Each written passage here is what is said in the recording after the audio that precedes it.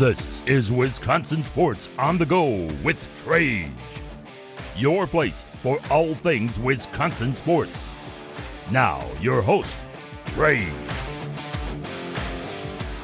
How we doing, everybody, and welcome in to Wisconsin Sports on the Go with Trage. I'm your host, Trage, as we're coming in here on this Saturday. I hope you guys are enjoying your Saturday so far. I hope you guys are enjoying your weekend before tonight, tomorrow, Monday, when the nasty comes in, that winter storm that they're talking about there. At first, they were talking like 2+ feet of snow. Now I've seen like 12 to 18. So who knows? We're going to be somewhere within like, I don't know, 2 to 7 feet of snow. So we'll just see what happens there. But anyways, hopefully you guys got all your grocery shopping out of the way like I did. We usually go on Sundays. I was like, well, I'll go on Friday. So Friday, went and got the groceries, got all that kind of stuff. So that was good. Got that out of the way. Now, just have the kid's birthday coming up today. I can't wait to celebrate that. My kid turned 1 this last week. So we have his birthday party coming up today here while the weather's still semi-nice before the snow gets here. So got that going on.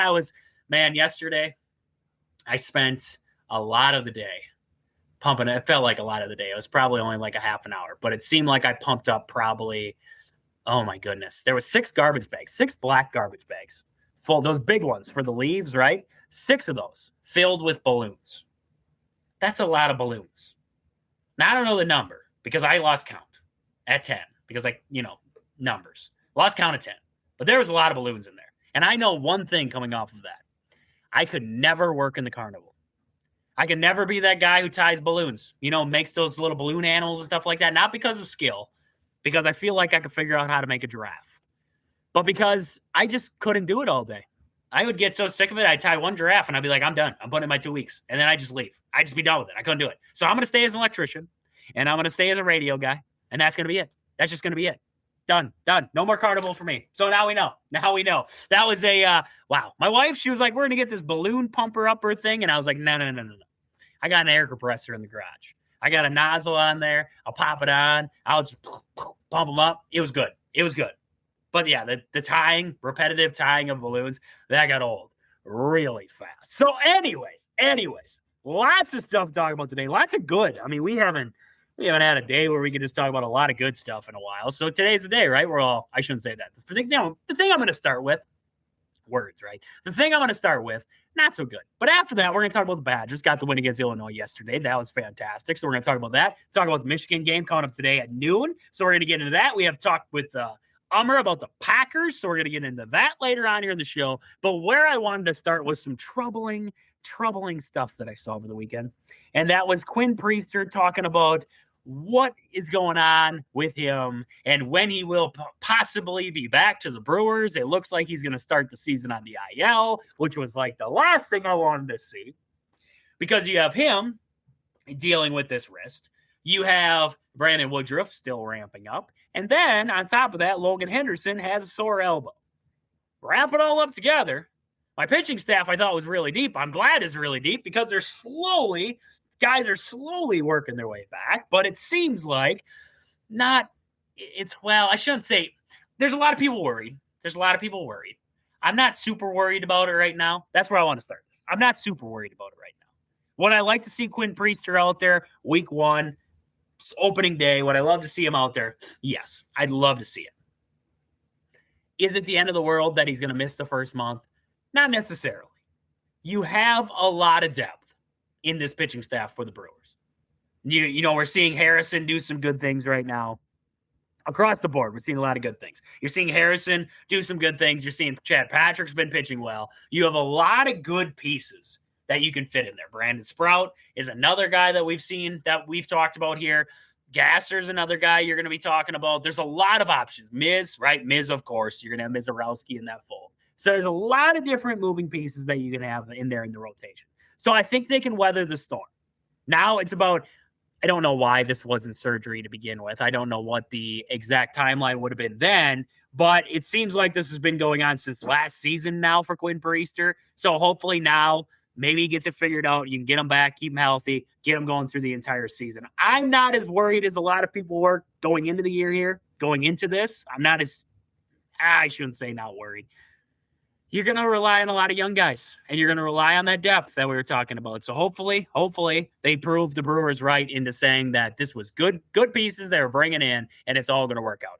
Maybe that's why they went after all this depth, was they were like, well, I don't trust anybody to stay healthy, so we got to bring in a lot of pieces to make sure that we're good. Maybe that's why the Brewers were shaking it there. But that was some interesting stuff going out the weekend. So we'll see what kind of happens with Quinn Priester there. Hopefully back within that month range there, but going to start the season on the IL for the Brewers. So when we come back from the break here, we're going to talk some Badgers with Christian, get into that, then talk some Packers with Ummer. Lots of stuff to get into. We'll be right back here on Wisconsin Sports. Back into Wisconsin Sports on the Go with Trage. I'm your host, Trage, as we're coming back in here on this Saturday. I hope you guys are enjoying your Saturday so far. Here, we're going to talk some Badgers coming up next year. Badgers got the win against Washington, a very nail-biting finish in that one there. And then another nail-biter against Illinois. So two fantastic games here on Thursday and Friday. Today, they have the most daunting of them all.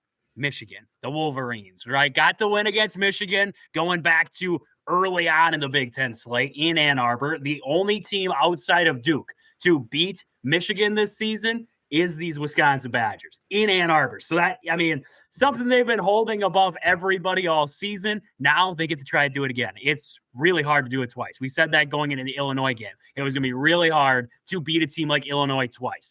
They did it. Now, Michigan, that's a whole different animal. But Ohio State played very well against Michigan yesterday. So maybe Greg Gard took some notes, said, what did they do against Michigan? What's it going to be? What do we got to do in this game? Last time out, they just knocked down shots and just won a slugfest. That's all you can do against them right there. This time, no Nolan Winter, which is going to add a whole another element to this one here. I shouldn't say that. I thought it was going to kind of kill them there in that Illinois game, and, they found a way. And it was one of the, and I'm gonna go there. I'm gonna go there with this.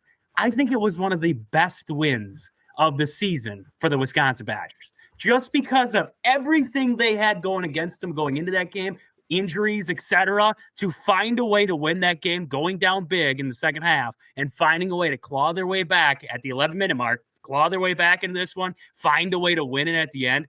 Nothing but impressive. So I'm going to bring out my guy here, Christian. We're going to talk a little Badgers here. Christian, how we doing on this Saturday? We're good, man. It's good. The Badgers are winning. They're hot. Let's see if they can take Michigan down again. Oh, man.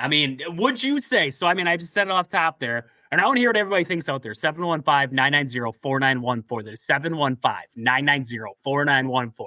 Would you say the Illinois game from yesterday was the best win for the Badgers this year? Absolutely. I think it goes back to everything we've kind of talked about so far this year is if they get punched in the face, how do they react? Well, they got punched in the face multiple times today. I think Illinois went on a couple of big runs, just like we saw them do with Purdue, right? I think Illinois went on some bigger runs. They were down 15 twice, right? Or 12 and then 15. Yep. Came back, took the lead, went OT, and just ended up taking it to them and ended up winning the game. We also talked pretty much all season about what do they do when they aren't hitting threes. Well, this is a game where they weren't hitting threes, and now they actually changed it up and just started attacking the hoop. Whereas I think earlier in the season, or even just as far back as the Oregon game, when they aren't hitting threes, they just keep shooting anyway. So I think this team's kind of maturing a little bit. I think they're figuring out, some things here and there that can help them when they're not just absolutely on fire from three.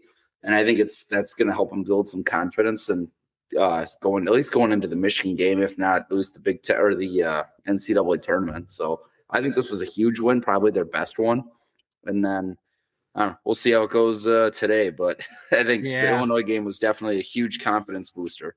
We talked about it in that second half. I texted you and I kind of said, win or lose, it was trending in the wrong direction. I said, I don't take anything out of this game outside of they're missing Nolan Winter, and that's leading to a lot of troubles here. And, holding Illinois, one of the best, I think they might be the best, if not third best. They're top 3 in offensive rebounds in the nation. To hold them to 9 offensive rebounds in this game, and you had 11 yourself, that's an impressive stat line, especially without Nolan Winter. Yep. Because Nolan Winter is your glass guy. Bielowskis, he's actually, I want to praise Bielowskis. He's been fantastic in this tournament. On the offensive glass, Bielauskas has kept some possessions alive, a huge one in the Washington game. And then in this game, too, here, gathering up some balls for the Badgers there. Bielauskas has been good. Rapp's been good down low there. Garlick has actually played some pretty good minutes. We were talking about Garlock early on in the season, said, I don't know how he's going to really fit in. And he's kind of still, he's young. We know that. And he's still growing into it. But I thought in this tournament so far, he's played some good minutes. He's given the Badgers some good things. Now, in this one, got in foul trouble early, which didn't help, but everybody was in foul trouble in this game here. And I don't want to hear from any Illinois fan that the reffing stunk, because the Badger fans have the same argument coming out of this game here. It was bad both ways. The whistle was too tight. The whistle was too tight. Early on, when they had the offsetting technical fouls, basically at the start of the game, they had tip, and then it was offsetting technical fouls. I was like, oh, boy, here we go. Here we go. And then you're listening on the radio. I was on the radio because I was out grocery shopping.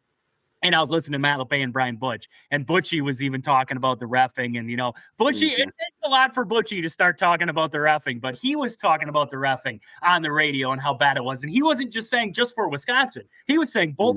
Like, oh, I don't know if that was a foul on, whatever. And it was like, I agree. I'm watching back on the replay, watching some of this stuff. And it's like, oh, that was not a foul. The step back for Blackwell there, the fader at the elbow, definitely not a foul. So, I mean, there's a lot of bad calls. A lot of bad calls both ways. Reffing aside, Badgers did, like you said, really good job getting downhill and getting themselves to the free throw line. 25 for 30 in this game.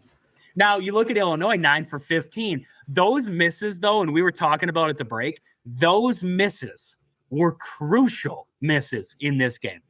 Ones that could have put them up in this game here. Ones that could have made it. Maybe it didn't even go to overtime if they knocked down their free throws in regulation. There was just those crucial misses by Illinois, and that's where I want to praise the Badgers. They executed when it counted. They executed down the stretch. Now, I shouldn't say that. Overtime, they didn't execute with a 7-point lead, and it should have been game over. And then all of a sudden, Andrew Rohde flipped the ball away, and it was like, oh, boy, here we go. We got a ball game with 2-point lead.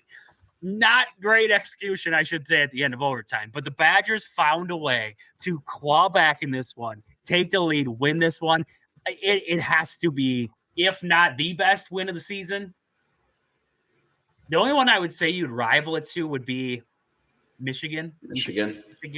You could say Illinois the first time. They clawed their way back in that game, too. That was in Champaign. That was a butt kicking, too. Badgers found a way to come back in that one. But without Nolan Winter, that's a huge piece that you're missing. We're seeing it on the offensive glass. We're seeing it rebounding for the Badgers here. And in this game here, that's why I say the rebounding in this game was so refreshing to see, was because now I know, like, going into this one, I got a little nervous. I was like, oh, without Nolan Winter, they're going to have the glass controlled. I'm worried about this team's second chance points, all that stuff. This one here, I was surprised. I was surprised coming out of this game here. I mean, were there any other performances you saw in this one, Christian, that you liked? I mean, I'm really, really impressed with what I'm just expecting this out of Nick Boyd from now on, right? Like, he's been consistent all season. But I'm very impressed with what we're seeing out of Blackwell now. He's I've talked about constantly. He's had such a roller coaster season. He goes on a streak where he's absolutely on fire, or he goes through these 4, 5, 6 game lulls where he just disappears. And I think hopefully it keeps going. But right now, I'm impressed with how he's playing. He scored 34 yesterday. I'm sorry, on Thursday. And then yesterday's, what did he score yesterday? No, 31. Yeah. Is that what he finished with? Yep, 31. So 30 games and 30 points in back-to-back games. That's what the Badgers absolutely have to have, obviously, without Nolan Winter, too. But, I mean, if you got Nick Boyd's going to be Nick Boyd, but if you got Blackwell doing that, too, I think this is the best guard duo in, obviously, the Big Ten, easily. And I think they're right up there in all of college basketball for the best duo at guards. So 100%. You could argue with anybody out there at this point here. There's some really good guards, and we're not denying that. But these two, when they're playing right together, I honestly think, I'm going to be honest with you, they're ticked off. I really think they are. Watching Boyd and Blackwell play, they're playing with an aggressiveness that we were asking to see out of Blackwell all season long. And I really think it's when those awards came out. I really do. I really think it's when those postseason awards came out, because after the game, I saw a tweet. It was by Evan Flood. He said it was Boyd walking down the tunnel there. And he said he followed that up with first team, second team, we'll put belt to anyone, any team out there. And that's what Boyd had to say. And I love that mentality now, because they're playing with a chip. And it looks like John Blackwell is playing with a chip on his shoulder, where he saw that third team and he's like, oh, that's not me. That's not me. I shouldn't have been on there. And he's like, all right, I'm going to prove that I'm one of the best guards in the Big Ten. And that's what he's doing right now. He's knocking down shots. This is an aggressiveness that we saw out of him early in the year and at certain times, right? But now this is the most consistent we've seen it in a very long time out of John Blackwell. And, after the game, they're listening in that press conference where Boyd yells to Blackwell and says, I took your record. And then Blackwell's like, records are supposed to be broken, like, because he scored 38 there, and John Blackwell day before set a record. So those two having fun right now. They're having fun. But when you watch them out on the floor, it's a different kind of intensity out of these two right now. And you saw it at the beginning. There was no reason why you're going after Boswell or going after, because it was chippy the whole game between the Badgers and Illinois. I mean, at one point, Hayden Jones was getting chippy. I knew right then that they was getting serious, because Hayden Jones isn't a guy who really talks. And then once he got a little chippy out there, I was like, oh boy, here we go. Well, I think everyone heard. I think Illinois was, they really laid into if we had Boswell and Stojakovic for that game at Illinois with you guys barely won in overtime, we would have, smoked you, But I think there was a lot of, that kind of talk going on. And I think they kind of came in with that confidence and hubris that they were just going to roll the Badgers, because they're, they got all their guys back. They're healthy. The Badgers don't have Nolan Winter. So I'm guessing, and I would be willing to barter a good amount of money that Nick Boyd has probably done his fair share of talking to. So I think right at the beginning of that game, when he traveled and turned it over, I'm guessing Boswell had something to say to him, and we know Nick Boyd won't back down from him, and I'm sure he'll say something right back. So I think that obviously benefited the Badgers. I think he even talked about it. Like he had all his teammates clapping and laughing behind him when it happened and everything. And it kind of sent a message like, we're not going to back down to you guys, So yep. I think that backfired on Illinois. And I think it's just, I'm very impressed with the team, and I love the aggressiveness, and they're not going to back down from anyone. I love how they just coined themselves the villains. And usually we don't think of the Badgers. They're always like, oh, the nice, good guys, they sportsmanship, all this stuff. But this is a different Badgers, and I love it. They're chippy. They don't back down to anyone. Nick Boyd's always talking. I think on the telecast, I heard whoever the commentator was, I think every time Boyd did something, they're like, oh, and now he found someone else to talk to, or he's talking trash to the Illinois bench, or he's finding fans in the crowd. He's just, I love it. I love watching it. It's entertaining, and it's just they have just an attitude to them, and I love it.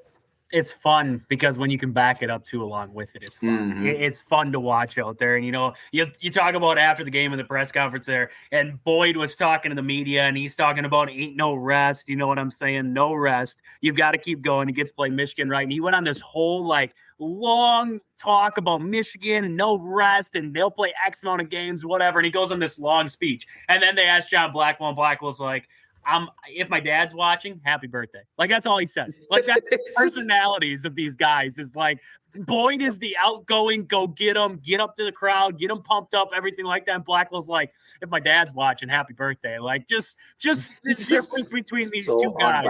Yeah. Right. But it's just, you need that, right? You have that Jekyll and Hyde mentality of those two, where it's Boyd's I'm going to go fire everybody up. And, talking about that Boswell incident, he's like, I needed that right off the bat there, just to get the extra juice and get them fired up. And then you have Blackwell, where it's honestly, at this point, Christian, I hope they play on the road somewhere in a BYU, where they played in Salt Lake City, and it felt like it was a road game for the Badgers playing, basically all BYU fans. I think they want that. This team might want that, because when they go on the road places, I think it jacks them up more than when they're at home. You look at what they've done on the road and look at the road wins that they have. They're impressive. But you look at what they do on the road and the way that they shoot the ball, the way they attack, how aggressive they are, the chippiness, right? Talking about that. every road environment that you've seen them in, you get the best out of this Badger team. It just seems that way. I mean, I don't know why, because you would think you'd want a home game. You'd think they'd want to play in Milwaukee or something. But I don't know if that's the case. I think this team might want to go to the West Coast. They might want to go play basically in Gonzaga and just say, bring the Gonzaga fans in, because I'm going to go chirp to one of them there if I'm Nick Boyd. Like, it just seems like this team does so well in hostile environments, and they invite it and they love it. And that's a different kind of beast to try and tame, because when you have a team like that who they're unfazed, they'll go anywhere. They'll go anywhere, play you anytime. It doesn't matter. Now the West Coast, I don't know, because the Oregon game kind of scared me. Except the Oregon game there. The Oregon game kind of scared me, but they were half asleep. They didn't understand West Coast. Now they understand West Coast. Now they get it. Right? And I just feel that way about this team. Like you said, they just have that chip on their shoulder, and it just seems like it gets amplified in games where they play a team like Illinois on the road. There's a lot of Illinois fans there. It was a lot of orange in that crowd. Oh, yeah. And it's Nick Boyd feeding into it. This team feeding into Nick Boyd, getting fired up along with them, right? Those are the little things that you love about this team and the way that they're able to win basketball games. I mean, Nick Boyd and John Blackwell, to say that they've been the offense in this tournament so far would be an understatement. They've definitely been the offense in this tournament so far. I mean, you look at both games, they've both been fantastic, and they've both carried about as much as they can. Now you need to see some of these other guys come along, right? I need Braden Carrington to have a good game against Michigan. I need to see Austin Rapp have a good game against Michigan today here, because you're going to need, it can't just be Blackwell and Boyd today. It's got to be a collective effort from these guys, because you have a lot of dynamite athletes on the opposite side there. When you look at the Maras and you look at the Lendenbergs, you're going to need your guys to show up. And I don't know what's been going on with Braden Carrington. In this tournament here, he's kind of struggled to start it out here. So hopefully he finds his way a little bit. I did write it down in my notes, and I wanted to say this. I've been impressed with Hayden Jones. I've been impressed with him. He shows flashes of being fantastic. There's moments where I can see it. Like, we looked at the guard that was coming in, right? When he was coming to Wisconsin, you looked at the highlights, you looked at the film, and you were like, man, I like the stuff that he has. And then he got to Wisconsin, and it was kind of like an Austin Rapp situation, but Rapp's played a lot more minutes, right? The physicality wasn't there right off the bat. He was losing the ball. BYU game, I remember that game vividly when he got in, and they're like, go get him. They attacked him, took the ball from him, and it was like, maybe that was the moment he was going to wake up, right? And now you're seeing an aggressive side to Hayden Jones. You've seen him drive the lane. You've seen him get to the basket, do little things. He had a steal in this game here, had a takeaway, took one away from Illinois. There's ripped it away, took it away to the other end there. I mean, just seeing those little things, the growth of a lot of these guys, Hayden Jones, Austin Rapp, Bielauskis. I mean, you couldn't have convinced me that he was a big man coming in, but now you're watching this guy. He's got the physical edge to him that, I mean, this game here, 9 rebounds. Him and Rapp, 9 rebounds apiece in this game against Illinois yesterday. But to see him progress, to see the way that this team's progressing, some of the guys on it, I absolutely love it. I mean, you've kind of seen that same thing, Christian? Yeah, absolutely. I think we've talked about that kind of beginning of the year is Austin Rapp's coming from, the West Coast Conference, whatever that is. I think like Portland State. That's not the Big Ten. Hayden Jones coming from New Zealand. I know it was like some kind of professional league over there, right? But I think that's not the Big Ten either. They're not used to big physical players like we're seeing in the Big Ten. So I think it was definitely an adjustment period for those guys. And I think you're going to see that all the time. Like when Wisconsin continues to bring in guys from smaller schools, like mid-major teams or from overseas, right? Like we got another one coming in. His name escapes me. I was literally just thinking about it as we were talking about it. Is it Ball? Yeah, Jackson Ball. Thank you. Jackson Ball's another kid from New Zealand coming, and they think he's maybe a little more talented than Hayden Jones is, which is awesome. But I think you have to temper your expectations because they have to adjust to Big Ten basketball. And I think now we're finally seeing Hayden Jones. He's getting more run too with Jack Janicki being out. But like we said, Bielauskis and Austin Rapp have kind of been forced to grow up a little bit and kind of forced to adapt a little faster because we have to have them play. Obviously, Bielauskis has been starting a majority of the season, and I think it's been like really helpful for Rapp to come off the bench, kind of like Carrington, right? Yep. It's been maybe he can go run against the twos a little more rather than just always a team starting 5 like he would have if he was starting. So I think that can maybe gives them some confidence a little bit. And then you have those games where you're just on fire, and we've seen both of them have games where they just like light it up from three, or they just have really good games that give them some confidence, and then they can just build off of that. So I think they're in a good spot right now, and as long as Winter gets healthy and they're back by the NCAA tournament next week, I don't know. They're such a volatile team. I could easily see them having a game like they did today against Illinois, but not necessarily adapting and just living and dying by 3 and crashing, or making it to the Final Four. So I don't know. It's exciting to watch, and that's what I love. So I'm just gonna enjoy it while I can. The best part is how wide the spectrum is for the Badgers. Like they could easily be bounced out in the first round because they just go cold and can't shoot, or they could go to the Final Four just because that's how good they can shoot when they get rolling. It's crazy to think like that, but that's the way this Badger team is. But a game like this today, or yesterday, should I say, against Illinois, a game like that against Illinois yesterday without Nolan Winter, that made me have a lot more confidence that they could find a way, especially when they weren't hitting threes and they were still able to find a way to put up 91 points and win that game, only hitting 10 threes. Yeah. That's an impressive effort. Absolutely.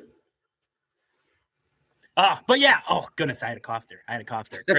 Christian had dynamite drop in there to cover me up there on my cough. But anyways, Michigan coming up today here for the Badgers. That'll be a 1 o'clock start there, I believe. 1 o'clock start for the Big Ten tournament. Is it 1 or 2? I think it's noon. Is it noon? It better not be noon. I can't. I looked at ESPN and said noon, but usually it's central. It's noon. Well, that's what it says noon on ESPN. I thought it said, well, maybe it was 1. I think they adapt to our central time stuff. So yeah, I think it's noon they play. Because there's only what, 2 games tomorrow? Yeah, so they don't have to start so early. It's like noon and 3 or something like that. Noon today. So basically we're done at 11 here.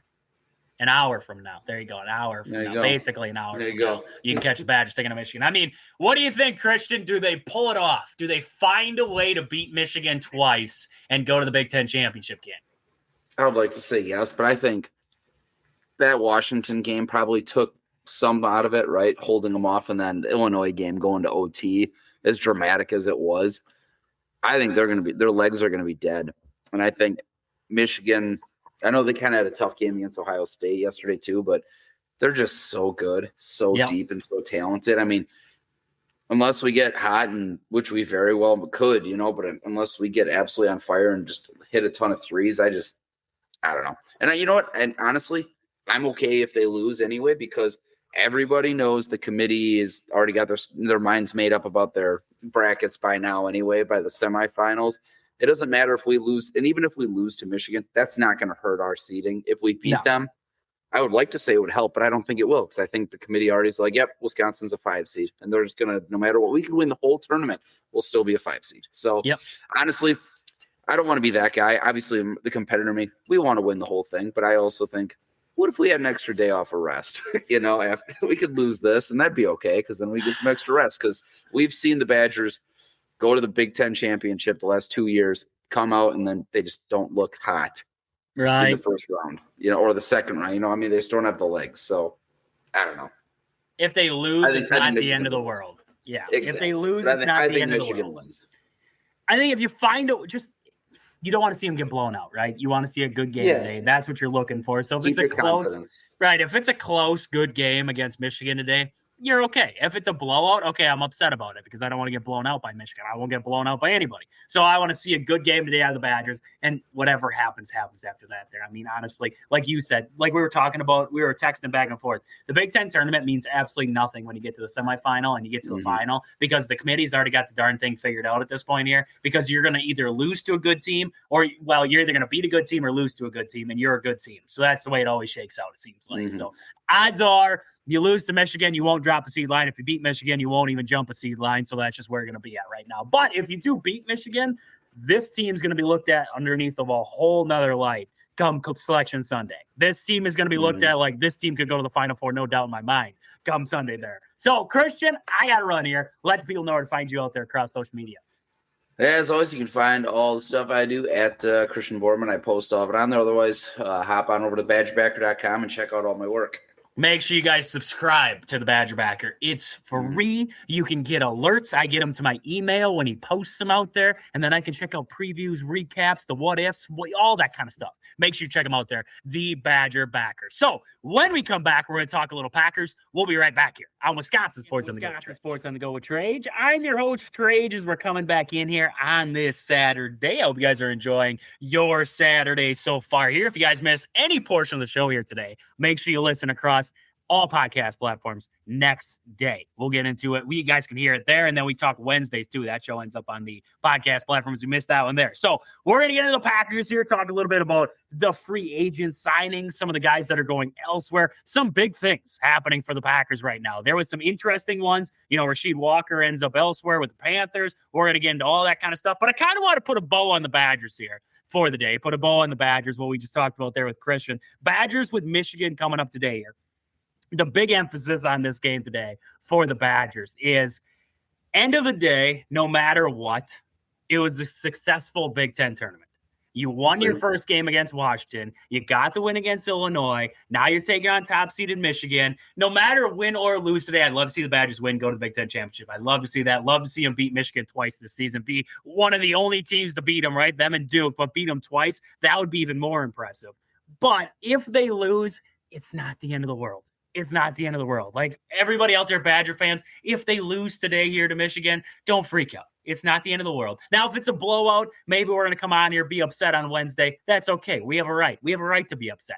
But, and you have a right to be upset, I guess, either way. But at the end of the day, this game against Michigan today, if you lose it, you made it to the semifinals. You're in the NCAA tournament no matter what. And honestly, like we said, going to end up most likely as a 5 seed. You're not going to really bump a seed line by beating Michigan or drop by losing to them. So end of the day, it's all good. But here we go. Ummer is on. Ummer, how we doing on this Saturday? Man, I'm hyped, man. I'm happy. It's Saturday. It's the weekend. I'm just catching up on shows, catching up on movies and video games. And on top of that, too, we have friends coming over this weekend. So looking forward to that. And just a good weekend. Wife's off and she's, having a spa day. So I'm happy. I can't complain. How about you, man? How you doing? Well, we're doing good here. We're doing good. Just preparing for the weather, preparing for the 2 feet of snow that's going to show up here. Everybody's freaking out. It's like the end of the world. It's like the end of the world. We're going to get 2 feet of snow here, and it's going to be crazy. I will agree. It's going to be crazy to get that much snow in that short amount of time. So hopefully everybody's safe out there, able to. I got my grocery shopping done on Friday there, so I avoided having to go out on Sunday because you look at the travel impacts that they show, and it's like Saturday night. Would not recommend it. Sunday at all. Would not recommend it. Monday morning. Would not recommend it. It's like, yeah, okay, I get it. Don't go anywhere. So that's okay. I'll stay home. I'll sit. I'll watch Selection Sunday. It'll be great. I'll watch the selection show that night there. I'll hopefully sleep in. It'll be great. It'll be great there. But then I probably won't sleep in. So that's just how it goes, right? That's just how it goes. So we got some Packers to talk about here today. Lots of stuff happening. The interesting one, I saw a lot of people talking about this one, Hummer. Rasheed Walker signs with the Panthers. Now, it's not like it was a massive deal. What was it, 1 year, $10 million? It was nothing big. Yeah. It was nothing major there for him. And there was a lot of Packer fans out there saying, well, for one, because I was kind of going into the weekend and I was thinking about, well, Rasheed Walker hasn't signed anywhere. And when we were going into the offseason, everybody was saying, well, there isn't a lot of people out there for the tackles, right? There's no tackles out there. So Rasheed Walker is probably going to get a big payday. But then I think a lot of teams watched the tape. And a lot of people saw the penalties. And a lot of people saw those little things. And, well, we called a lack of effort. I don't know what other people would call it, but we called it a lack of effort there towards the end of the year. I think a lot of people watched that. And they said, well, do we really want to bring this guy into the system? Because in a contract year, this is what we saw. And it wasn't pretty. So I think a lot of teams watched that at the end of the day, and this is why we saw the contract that he got there from the Panthers, more of a contract to bet on himself, I guess, and try to get better, look better, and then get a bigger one next year there. But just a small deal, and a lot of people saying, well, why didn't the Packers bring him back? Be honest with you, I didn't want him back. I really didn't want to deal with the headache again. It was a downhill slope last season there for the Packers, and like we've talked about for years now, it's penalties, right? It's penalties on top of penalties. And when you have a guy like Rasheed who just seemed to be always in that mix, sometimes it's okay to cut. It's okay to cut ties. Move Right. on. You have Jordan Morgan. I know everybody's freaking out because his arms are 3 inches too short, and that's just baffling to people that he could actually succeed at a position being shorter in the arms. I find it crazy, Ummer, because it's like he's had 3-inch short arms, too short of arms for his whole career, and he's still made it to the NFL. So he's done something right to this point. So why is it going to hurt him that much now? He can find a way to succeed with what he's got. Maybe he doesn't. Maybe he doesn't. I'm hoping he does. I'm hoping he does now that they just let him play left tackle, just let him sit there and just learn the position, succeed at the position. That's what we want to see. So, I mean, are you kind of surprised that Rasheed Walker only got 1 year, $10 million? And were you kind of with these other Packer fans who are like, maybe we could have brought him back? Because I didn't want him back. I just wanted to cut ties and just start fresh. I mean, honestly, I was happy he was gone. I didn't want him back either. His last game with us was atrocious. He was probably one of the reasons why there was so much constant pressure on Jordan Love. I mean, the whole offensive line failed, but his tape in his last few games was horrible. That's probably the reason why he's on a prove-it deal right now in the Panthers. And it's funny where Josh Nijman, who literally left us to go become a starter with the Panthers, retired just a couple of days ago, and then now they brought in Rasheed Walker. So clearly they do like our offensive lineman. I think him only getting a 1 year, $10 million deal probably plays into the fact of what his tape looked like last year. Truthfully, though, I wanted him to get like a multi-year deal because that would help with our compensatory picks. But the fact that that's what it is, we'll probably get a 5th or a 6th round pick for him next year. End of the day, the reason why you drafted Jordan Morgan was to be your left tackle of the future. It's time to see if he can really do that. Last year, he actually won the job, but because of injuries across the line and the fact that Rasheed Walker was not as versatile as Jordan Morgan was claimed to be, because of that, he was kept a left tackle and Morgan was put everywhere, which I think kind of messed with his confidence. I'm hoping now he's a left tackle. He's only a left tackle, and I'm happy that he's gone. Again, I think there's a lot of players that have left. It's going to be it's addition by subtraction. I think Quay Walker, probably the main 2 ones I feel like will be addition by subtraction. Now, there's some other guys where I am going to miss them, Also, Nate Hobbs, addition by subtraction. But like JJ Igambare, Kingsley Igambare, I didn't want to lose him. Zane Anderson, I wanted to keep him. There's a couple guys I was like, all right, but the funny, and then Elton Jenkins, that's another guy that I did want to keep him, though. I see why they let him go because his play was taking a little bit of a hit. Again, what I loved was every single free agent that left, not a single one of them went to the NFC North.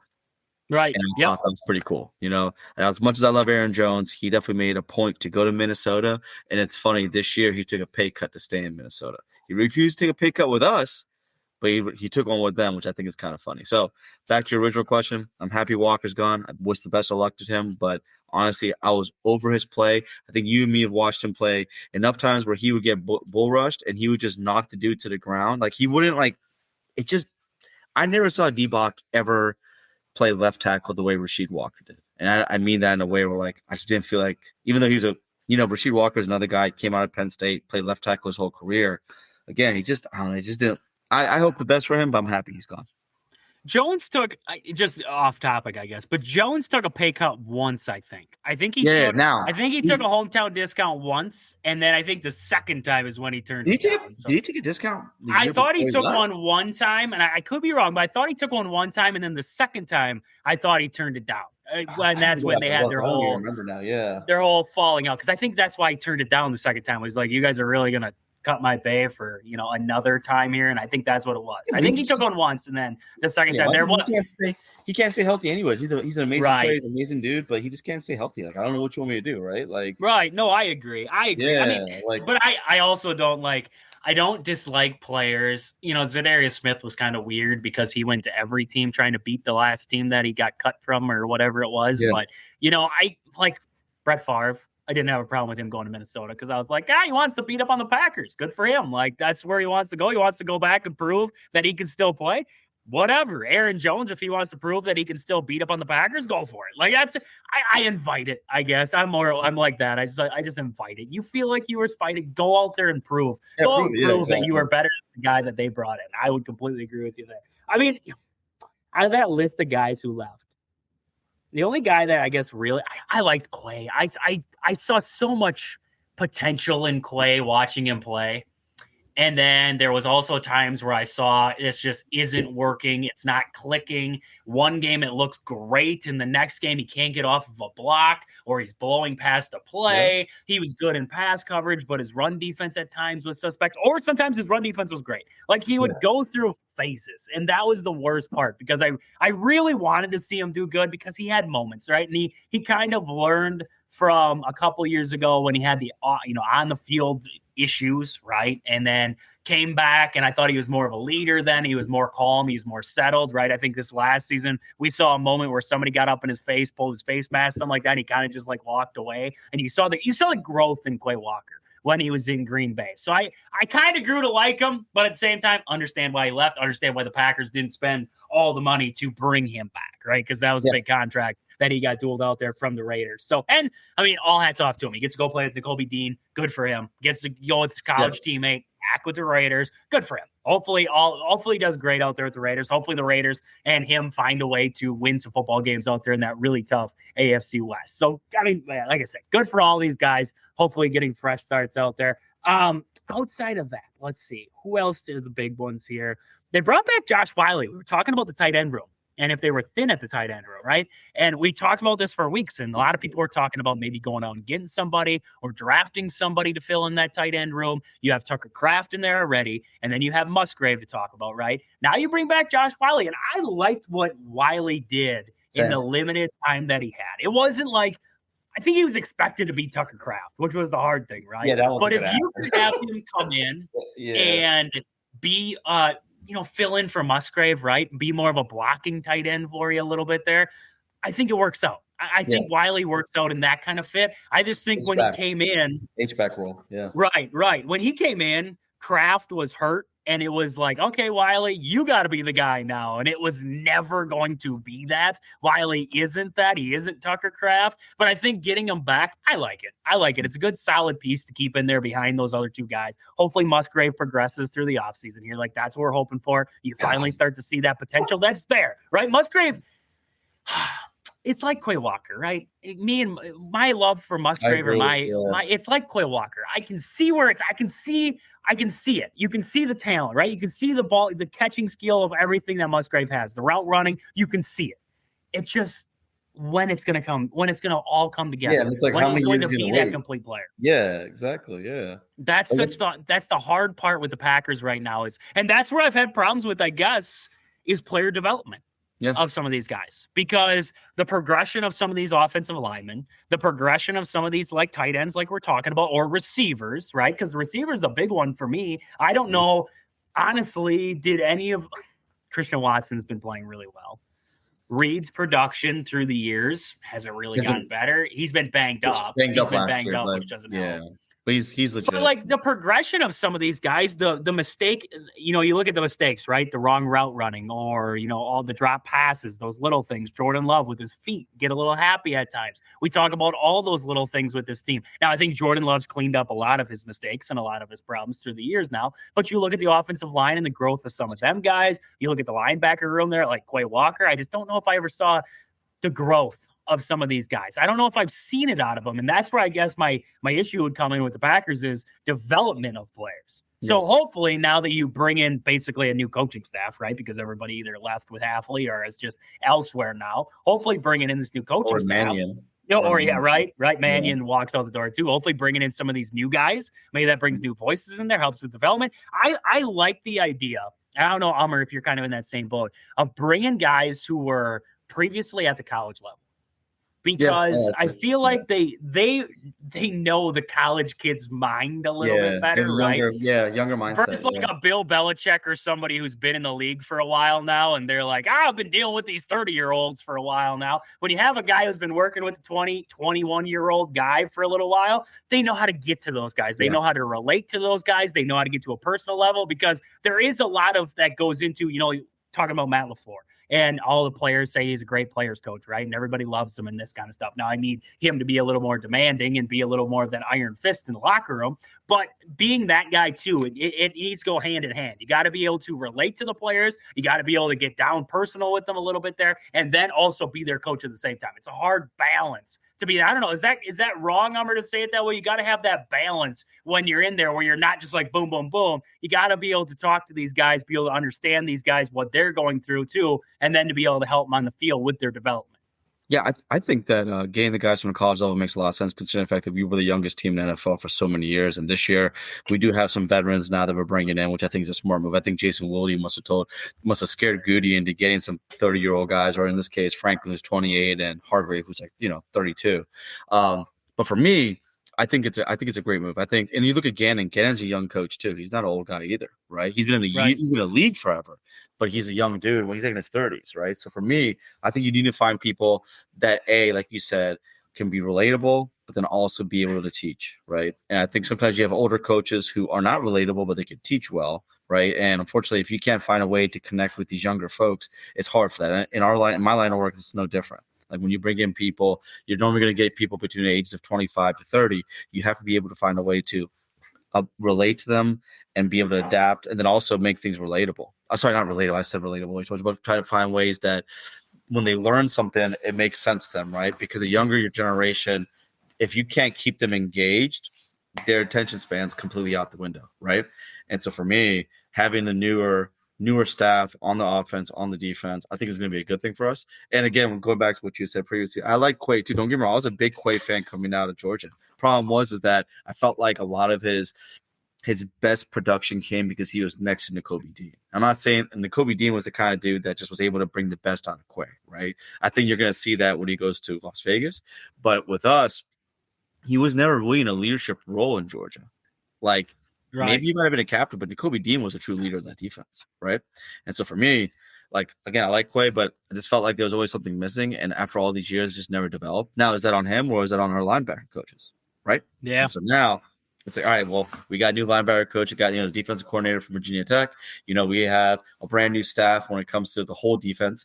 And I'm just really looking forward to seeing just like the development of a lot of our younger players and seeing what Franklin and Hargrave can bring to help kind of like solidify the defense line and the linebacker core. Because again, our linebackers are young too. Right, Isaiah McDuffie, Hopper, as well as Edrin Cooper. Having Franklin there, who's a veteran, who's done this before, who's a 7th-round pick with a chip on his shoulder. I mean, if you hear his interviews, like that piss and vinegar that he has in him is exactly what we need, right? And then Hargrave, I mean, he's proven he's a Super Bowl champ, so he knows he's a Super Bowl champ? I think he's a Super Bowl champ. Maybe I'll figure it out. I could swear he was. I could be wrong. But all I know is that again, you have these guys that have been successful in the league, have the resume, have the pedigree, and then you have a coaching staff that believes in them as well too. Because don't forget, Franklin and Hargrave both played for Gannon in Philly and Indianapolis. So for me, I'm really looking forward to seeing how this younger coaching staff can really bring in some new intensity and some new development with our players. Oh no, Hargrave lost both. He was in 2 Super Bowls. Oh, he was Niners and. He was with the Eagles when they lost in 2023. Yep. And then he was with the 49ers when they lost. Oh, man, that sucks. So he lost to the Chiefs twice. So, I mean, he knows. There was a problem with the Chiefs there for a while. But, I completely agree with you. Personalities are huge, right? You got to be able to get – because everybody's got a personality. And nowadays, every player's personality is very different. They all have different tempers you got to deal with. You got to deal with all that kind of stuff. So having coaches that can relate is definitely huge in there. So, just kind of thinking while you're talking about how Quay Walker's best years were with Nakobe Dean. Maybe that's, because he kind of talked about the Packers failed him, right? That's kind of what he was talking about there. Mm-hmm. They did, thinking about it, you had Edrin Cooper next to him. Cooper's young. So now, like you said, you have Cooper trying to learn the league. You have Quay who needs somebody to really guide him out there, right, and help him out.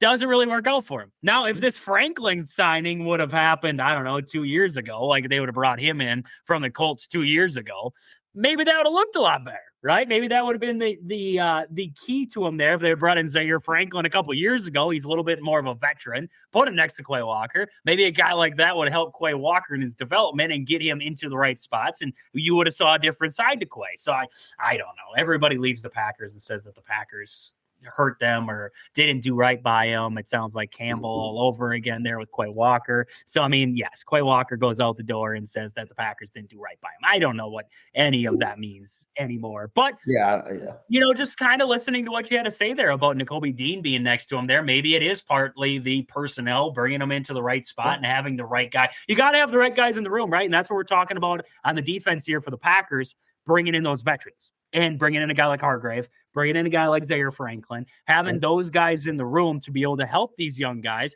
that is something that the Packers lacked. So I could see if that's Quay's reasoning. I could see that was definitely one of the things that we've talked about is having more veteran guys, some older guys in the room. Now, we talk about Hargrave coming in. He's been fantastic throughout the years. You and I were talking about it, and he was in Flores' system over there, and that's why the run didn't look that great for him there. He didn't look that their run defense wasn't great in general, so Hargrave wasn't going to look good, and they're running that 3-4. But now, are you targeting? See, I'm still in the Calais Campbell. I'm still in the Calais Campbell camp right now. I'm still there. Yeah. I don't know what his projected contract is, or because everybody has those projections out there of what he could make in the open market. I don't know what his projected cap it would be or anything like that. But I like having another guy. Absolutely. You have Devontae Wyatt and you have Hargrave. Those are your two main guys, right? But then behind that, if you have Carl Brooks and Calais Campbell, boom, that's pretty good depth, right? I'm good. Yes. That's really good depth. And then you're bringing in guys. You have Stackhouse and Brinson still in the room. I don't know if you're not going to carry probably 6 defensive tackles, even though at the end of the day I would because of injuries and everything like that. Yeah, absolutely. Wild that defensive tackle room, right? But, I mean, just looking at it, I would still look to bring in a guy like Calais Campbell. I would not be done if I'm the Packers because we noticed last year when you lost Devontae Wyatt, everything was terrible. If you have Calais Campbell, now maybe say, knock on wood, one of these guys gets banged up, you can slip one of them guys in, you feel comfortable. You feel more comfortable than bringing in Carl Brooks or Stackhouse or Brinson, one of those guys. I believe who's back too? Jonathan Ford is back too. Yeah, Jonathan They're Ford re-signing him. Yep. More of a depth piece, right? Nothing really crazy with him, but I could definitely see bringing in another guy would be a good thing for the Packers. So anything else you want to add real quick here, Hummer, before we got to wrap it up? Last thing I want to add is I think Benjamin St. Juste is going to be a pretty good addition for us, and I am very, very, very, very excited for Sky Moore. I don't need him to cut him before final cuts like they did with Mark. What's his name, Miko Hardman. You bring in Sky, you let him be there for the whole year, and you let him just be your kick returner and punt returner, and you just let him thrive. I don't care if he has a fumble. Okay, fine. It's all good. It happens to the best of them. End of the day, I just want him back there. I don't want us to be playing all these musical chair games with the punt returner and kick returner and the freaking onside kicks. I don't want any of that. No. It needs to be Sky Moore and only Sky Moore, and I cannot wait. And I'm hoping this anchor dude, Orchid or Accord guy can get this job done, man. I'm just ready for the draft. I'm ready for the football season to start, man. I know it's March, but dude, this year's going by quick. And honestly, I'm really, really looking forward to the draft. I think I might go to the draft this year because it's in Pittsburgh, so I'm looking forward to that too. So we'll see how it goes. But yeah, man, I'm excited. I'm very excited. I completely agree. These signings have been really nice, nice. I think Goody still might have something up his sleeve yet to make one more little splash move in there, and then you get the draft on top of that. So, I mean, I like the way it's heading right now. I like the cuts that they've made. I like the guys they've brought in. So now we just wait and see. We'll keep talking about it as the weeks go on here. So, Amr, thank you as always. Let the people know where to find you out there across social media. Oh, man, you can find me at AMAR3455 on Twitter and X. You can find me at AMAR345 on Instagram. And then, of course, Coast to Coast Packers everywhere else, man. Make sure you guys check him out. He's got fantastic stuff there across social media. He's talking Packers. He's getting in arguments with Bear fans. That's all you need to know about him. He's all over the place on social media. So when we come back from the break, we're going to wrap it up for the day. We'll be right back here on Wisconsin Sports on the Go with Trage. I'm your host, Trage, as we're coming back in here on this Saturday, wrapping it up for the day here. If you guys missed any portion of the show here today, make sure you listen next day across all the podcast platforms out there. Wisconsin Sports on the Go with Trage. Like, subscribe, follow. Also, go over to the Facebook page. Check out the link to our storefronts. You can buy a t-shirt, sweatshirt, hat, stocking cap, whatever you need. And part of the proceeds go to Warm Kids Wisconsin to help a kid stay warm in the winter season. So, got into it last night. This last segment we were talking with Ummer there, and he brought up a really good point in the last portion of that segment. They're talking about bringing in Sky Moore, the wide receiver / kick returner, punt returner. Bringing him in, I like the emphasis that the Packers are putting on special teams in free agency here, that they did go out and do something, right? Didn't just go to the draft and try to find a random guy. Didn't say, well, maybe we'll have Romeo Dobbs. Dobbs gone now, but you know what I mean. Have a wide receiver go back there and return kicks. Bringing in a guy who's a specialist like Sky Moore and have him go back there and be the guy. I love that. I absolutely love that. So I just wanted to bring that up. Just a huge emphasis that I wanted to see them do was put an effort into special teams, and that is exactly what they did here in the offseason. So love to see it there. Badgers have Michigan coming up today. Can't wait to watch that game. Going for 2 wins against Michigan this season. One of the only teams to beat them this year outside of Duke. Only team in the Big Ten to beat them, and it was in Ann Arbor. That team in Michigan is going to be looking for a little bit of payback. Wisconsin, oh, man, this is going to be a tall task. And like I said earlier, if they win, fantastic. We rejoice. If they lose, it's okay. It's okay. The Greg Gard haters out there, you don't need to storm to the social medias and tell me why he needs to be fired if they lose to Michigan. We don't need that. This is a team in Michigan who is really good. You beat them once this year. Now you're on a neutral floor this time. Yes, if they beat them, fantastic. We're talking great about it. If they lose by 30, we're going to have a lot of bad things to say. But if it's a close game, you lose this one, it's not the end of the world.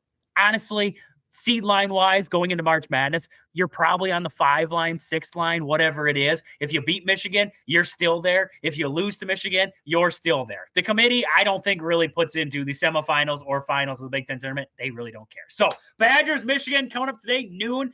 Hour from now, we're probably going to be jumping into the pregame show with Matt LePay and Brian Butcher pretty soon. So with that, that's about all we have for today. I hope you guys enjoy the rest of your Saturday and the rest of your weekend. But until we talk again next Wednesday, see ya.